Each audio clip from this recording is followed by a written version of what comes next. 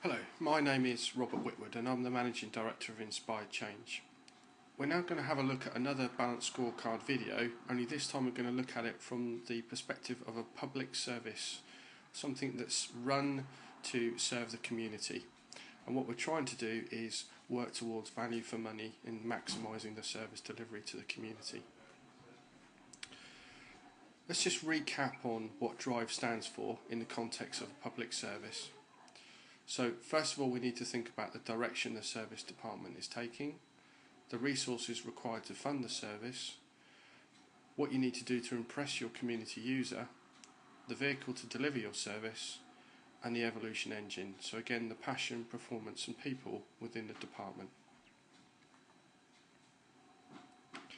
So let's consider how we can apply this to a public service department. Again, the pyramid is building up below, with direction, resources, impressing the community user, vehicle and evolution engine. We want to look to drive the strategy through those segments and deliver the performance back the other way. So let's look at a simple public service. And as I say, this could cover something like care for the elderly, transport, waste management, library services, anything that's provided to the community. So first of all, what we want to do is maximise that service. One of the things that we have with public services is that they run from budgets, so we need to make sure that we're maximising the use of those budgets to give value for money, but also deliver the maximum service to the community. We'll need to look at return on investment, so when projects are invested in over a period of time, we make sure that they're enhancing the service and giving a return on that investment. In terms of the customer perspective, we need to think about the community user. So we're going to look at the service that's being provided, the reputation of the service in the community, and then the user relationship. Now, there could be other stakeholders that are involved in this, so it's not just the user of the service, it could be friends and family of those using the service, it could be other community organisations or other government and public sector bodies.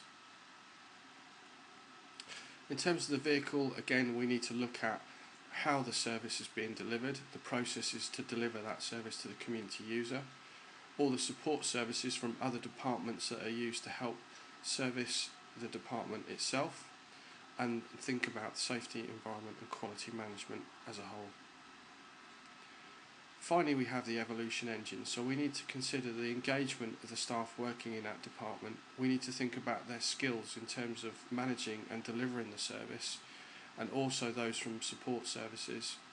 And then we need to think about the pipeline. How can we continually improve the service over time with the investment that we're going to have to make sure that we're really maximising the service? So what would be the benefits of using DRIVE for a public service department? Well, as I say, what we're trying to do is maximise the impact of spending decisions on the key outcomes. So we would understand what the goal is for the service department, what the key drivers are, and making sure that any spending decisions support that. We'd look at collectively monitoring the performance across all areas so that the team responsible for managing the department can see where things are working and where things are not working. Clearly understanding the impacts of the community users is a key thing, so that constant feedback into the process, and then ultimately achieving alignment behind the success of the department. What we're looking to do here is maximise the service and deliver value for money for the community as a whole. Thank you.